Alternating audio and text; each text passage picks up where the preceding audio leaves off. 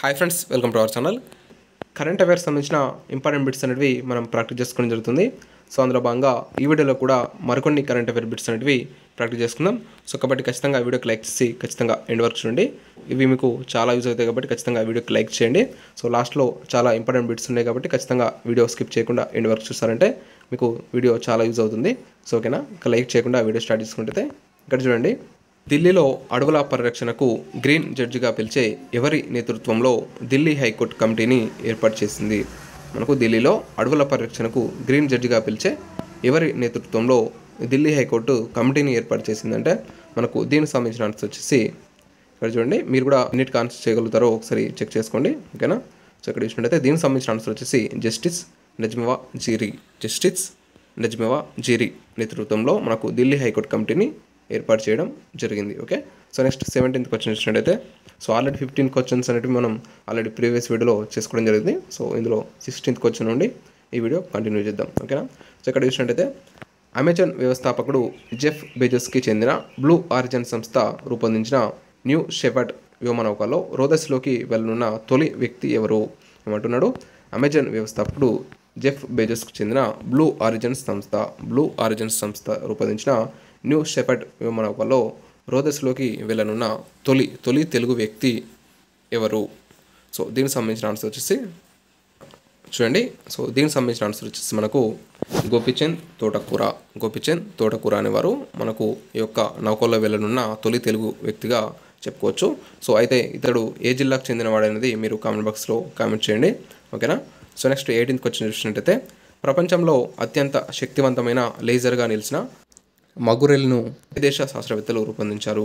So ప్రపంచంలో అత్యంత శక్తివంతమైన లేజర్గా నిలిచిన మగురెల్లేను ఏ దేశ శాస్త్రవేత్తలు రూపొందించారంటే దీనికి సంబంధించిన ఆన్సర్ వచ్చేసి రొమేనియా దేశానికి చెందిన శాస్త్రవేత్తలు రూపొందించడం జరిగింది. Okay, so next 19th question చూసినట్టయితే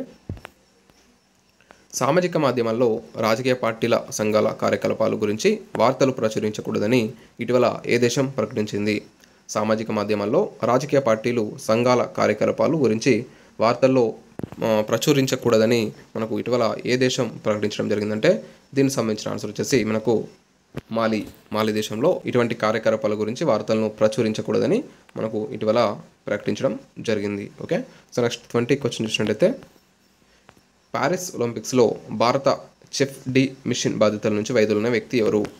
పారిస్ ఒలింపిక్స్లో మనకు భారత చెఫ్ డి మిషన్ బాధ్యతల నుంచి వైదొలిగిన వ్యక్తి ఎవరంటే మనకు దీనికి సంబంధించిన ఆన్సర్ వచ్చేసి మేరీకోమ్ అనేవారు మనకు ఈ యొక్క చెఫ్ డి మిషన్ బాధ్యతల నుంచి వైదొలగడం జరిగింది. ఓకే, సో నెక్స్ట్ క్వశ్చన్ చూసినట్టయితే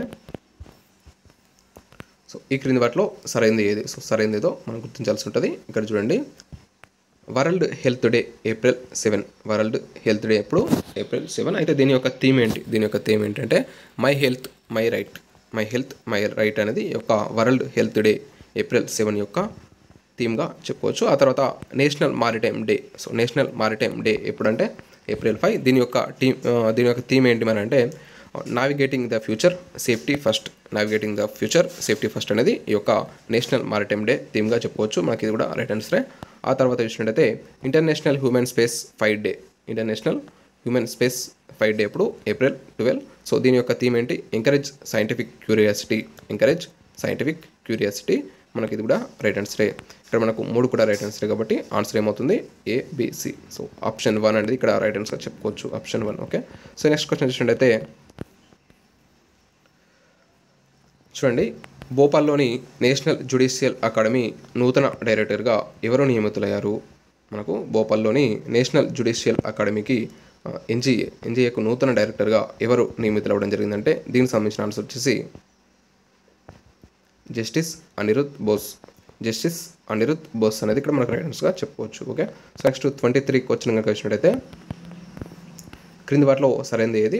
సరైనది ఏదో గుర్తించమంటున్నాడు. సో దానికి సంబంధించి మనం ఆన్సర్ కనుక వచ్చినట్టయితే ఇక్కడ చూడండి, 3 దశాబ్దాల తర్వాత పాయల్ కపాడియా దర్శకత్వం వహించిన చిత్రం all we imagine as light 77వ కేన్స్ ఫిల్మ్ ఫెస్టివల్లో ప్రదర్శనకు ఎంపికైంది అన్నాడు. ఏమంటున్నాడు? 3 దశాబ్దాల తర్వాత పాయల్ కపాడియా దర్శకత్వం వహించిన చిత్రం ఏంటి? All we imagine light so అయితే ఈ యొక్క 77వ కేన్స్ ఫిలిం ఫెస్టివల్లో ఇది మనకు ప్రదర్శనకు ఎంపుకోవడం జరిగింది. మనకు రైట్ ఆన్సర్ ఇక్కడ ఫ్రాన్స్లో. ఇది మనకు ఒక భారత సినిమా, ఓకేనా. సో ఫ్రాన్స్లో ప్రదర్శనకు ఎంపుకోవడం జరిగింది.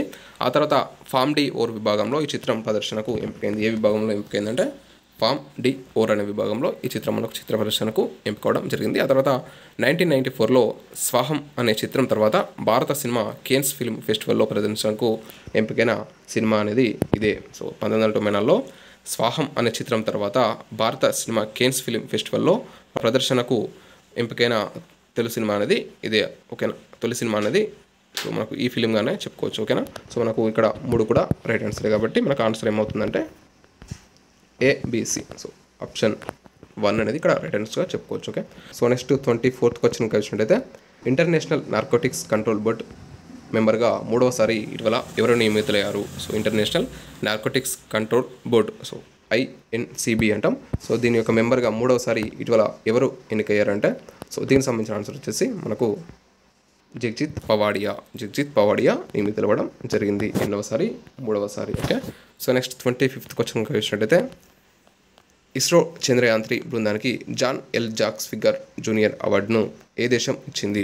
ఇస్రో చంద్రయాన్ 3 బృందానికి ఇటీవల మనకు John L jacks figure junior award అనేది రావడం జరిగింది. అయితే ఈ యొక్క అవార్డును ఏ దేశం ఇచ్చింది, ఓకేనా. సో ఈ యొక్క అవార్డును ఏ దేశం ఇచ్చిందంటే దీనికి సంబంధించిన ఆన్సర్ వచ్చేసి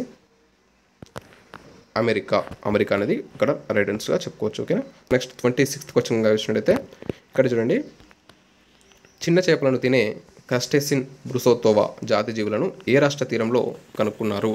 మనకు చిన్న చేపలను కూడా తినే క్రస్టేసిన్ బ్రుసోతోవా అనే జాతి జీవులను ఏ రాష్ట్ర తీరంలో కనుక్కోవడం జరిగిందంటే దీనికి సంబంధించిన ఆన్సర్ వచ్చేసి కేరళ, ఓకే. సో కేరళ రాష్ట్రంలో మనకు ఈ యొక్క చిన్న చేపలను తినే క్రస్టేసిన్ బ్రుసోతోవా అనే ఒక జాతి జీవులను కనుక్కోవడం జరిగింది, ఓకే.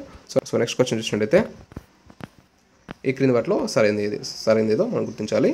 సో 2024 నుంచి 28 సంవత్సరం వరకు అత్యుత్తమ వ్యాపార అనుకూలత ఉన్న దేశాల్లో సింగపూర్, తర్వాత డెన్మార్క్, అమెరికా 1, 2, 3 స్థానాల్లో నిలిచాయన్నాడు.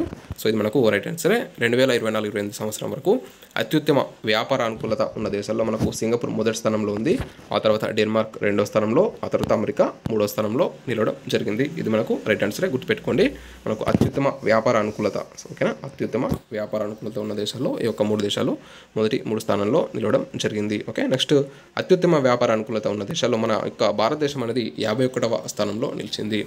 మనకు దీనిలో ఈ యొక్క అత్యుత్తమ వ్యాపార అనుకూలత ఉన్న దేశాల్లో మనం భారత్ అనేది 51వ స్థానంలో నిలవడం జరిగింది, గుర్తుపెట్టుకోండి. ఆ తర్వాత సైబర్ నేరాల్లో రష్యా, ఉక్రెయిన్, చైనా 1, 2, 3 స్థానాల్లో నిలిచాయన్నాడు. ఇది కూడా మనకు రైట్ ఆన్సరే. సైబర్ నేరాల్లో మనకు రష్యా మొదటి ప్లేస్లో నిలిచింది, ఆ తర్వాత ఉక్రెయిన్ 2వ స్థానంలో, ఆ తర్వాత చైనా 3వ స్థానంలో నిలవడం జరిగింది. ఇది కూడా మనకు రైట్ ఆన్సరే. ఆ తర్వాత సైబర్ నేరాల్లో భారత్ అనేది 10వ స్థానంలో నిలిచింది. భారత్ 8వ స్థానంలో ఉంది, సైబర్ నేరాల్లో 10వ స్థానంలో నిలవడం జరిగింది. ఇక్కడ ఇది కూడా రైట్ ఆన్సరే. సో కాబట్టి ఆన్సర్ ఏమవుతుంది మనకు ABCD. సో అన్నీ కూడా రైట్ ఆన్సరే, కాబట్టి ఆప్షన్ 2 అనేది ఇక్కడ మనకు రైట్ ఆన్సర్గా చెప్పుకోవచ్చు, ఓకే. సో నెక్స్ట్ క్వశ్చన్ చూసినట్టయితే ఇక్కడ చూడండి, క్రింది వాటిలో సరైనది ఏది? ఇక్కడ చూసినట్టయితే ప్రపంచ డోపింగ్ నిరోధక సంస్థ వాడా విడుదల చేసిన 2022 వార్షిక పరీక్ష గణాంకాల్లో డోపింగ్లో భారత్ మొదటి స్థానంలో నిలిచింది. ఇది చాలా ఇంపార్టెంట్ క్వశ్చన్ మనకి. ప్రపంచ డోపింగ్ నిరోధక సంస్థ వాడా విడుదల చేసిన 2022 వార్షిక పరీక్ష గణాంకాల్లో మనకు డోపింగ్లో మొదటి స్థానంలో మన భారత్ అనేది నిలవడం జరిగింది. ఇది రైట్ ఆన్సర్. ఆ తర్వాత దక్షిణాఫ్రికా, కజకిస్తాన్ 2, 3 స్థానాల్లో నిలిచాయి. మనకు మొదట్లో భారత్ నిలిస్తే ఆ తర్వాత దక్షిణాఫ్రికా, ఆ తర్వాత కజకిస్తాన్ 2, 3 స్థానాల్లో నిలవడం జరిగింది. ఇది కూడా మనకు రైట్ ఆన్సర్. ఆ తర్వాత గ్లోబల్ యూనికాన్ ఇండెక్స్ 2024లో అమెరికా, చైనా, ఇండియా మొదటి 3 స్థానాల్లో నిలిచాయి. అమెరికా, చైనా, ఇండియా మొదటి 3 స్థానాల్లో నిలవడం జరిగింది. ఎందులో అంటే గ్లోబల్ యూనికాన్ ఇండెక్స్. ఇందులో అమెరికా మొదటి స్థానంలో, చైనా 2వ స్థానంలో, ఇండియా 3వ స్థానంలో నిలవడం జరిగింది. ఇది కూడా రైట్ ఆన్సర్ మనకు. ఇక్కడ కూడా మనకు 3 రైట్ ఆన్సర్ కాబట్టి ఇక్కడ ABC అనేది రైట్ ఆన్సర్, ఆప్షన్ 3 అనేది రైట్ ఆన్సర్గా చెప్పుకోవచ్చు, ఓకేనా. సో ఇక్కడ మనకు ఈ లాస్ట్ 2 క్వశ్చన్స్ అనేవి చాలా ఇంపార్టెంట్. సో మన దేశం ఏ స్థానంలో ఉంది, అదేవిధంగా మొదటి 2, 3 స్థానాల్లో ఏ దేశాలు అనేవి నిలిచాయి, సైబర్ నేరాల్లో ఏ స్థానంలో ఉంది మన భారతదేశం, అదేవిధంగా ఈ యొక్క అత్యుత్తమ వ్యాపార అనుకూలత గల దేశాల్లో భారతదేశం ఏ స్థానంలో ఉన్నది, మొదట్లో ఉన్న దేశాలు ఏంటివి అనేది ఇక్కడ మనకు చాలా ఇంపార్టెంట్. సో ఈ 2 క్వశ్చన్స్ అనేవి చాలా ఇంపార్టెంట్, గుర్తుపెట్టుకోండి. అలాగే ఇక్కడ 26th క్వశ్చన్ కూడా చాలా ఇంపార్టెంట్. సో ఇలా ఇవన్నీ కూడా చాలా ఇంపార్టెంట్ క్వశ్చన్స్ కాబట్టి సో ఖచ్చితంగా వీడియోకి లైక్ చేయండి. సో లైక్ చేస్తే ఇలాంటి వీడియోస్ మరిన్ని వస్తాయి కాబట్టి ఖచ్చితంగా వీడియోకి లైక్ చేయండి.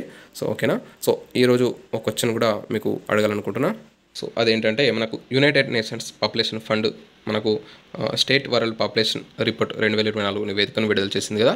సో అందులో భాగంగా మనకు 65 ఏళ్ళ పైబడిన వారు ఎంత శాతం ఉండొచ్చని ఈ యొక్క నివేదిక తెలిపింది.